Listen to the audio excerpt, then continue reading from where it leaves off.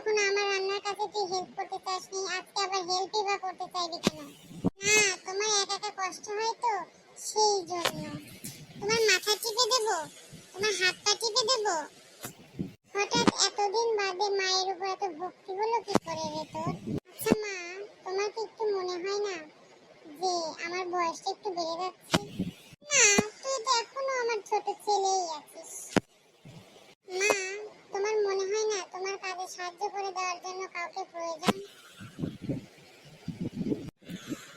না, সারা জীবন একাই করলাম, এখনো একাই করতে পারবো, কাকে আর প্রয়োজন হয় না। মা,